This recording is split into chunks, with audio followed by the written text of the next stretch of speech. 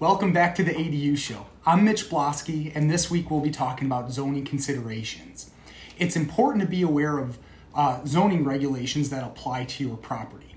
Zoning regulations vary from one jurisdiction to another across the entire state of California, and they can affect everything from the size and setback requirements of your ADU to the materials you're allowed to use. I'm going to talk about some common zoning considerations for ADUs to keep in mind. First one being maximum size. There may be limits on the size of the ADU, either in terms of square footage or number of rooms. You also have to think about setbacks. Setbacks are the required minimum distance between the ADU and the property lines, and they can vary based on the size and location of your ADU.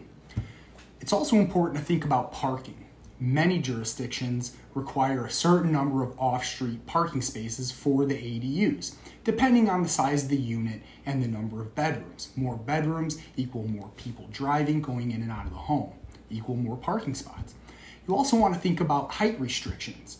They're intended to ensure that the unit is compatible with the surrounding neighborhood and doesn't obstruct the views or sunlight of neighboring properties. Height restrictions may be based on the overall height of the ADU or the height of the roof, and it may be dependent on a historic society that they want a certain height of building in there. So if your property is located in a historic district, it's especially important to be aware of any specific regulations or guidelines that apply to ADUs in your area. In general, ADUs may be allowed in historic districts if they meet certain criteria, such as being compatible with the historic characteristic of the neighborhood and being constructed in a way that preserves the historic features of the property.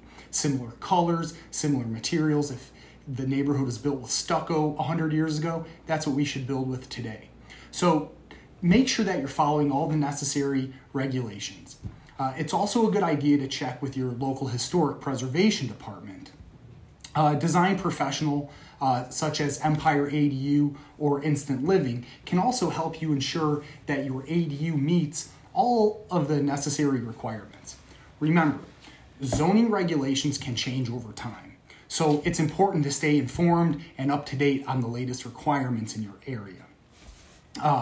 By doing your research and following the regulations, you can ensure that your ADU will be legal, safe, and a comfortable addition to your property. I'm Mitch Blosky with the ADU show. This week we talked about zoning regulations, and I hoped it helped you.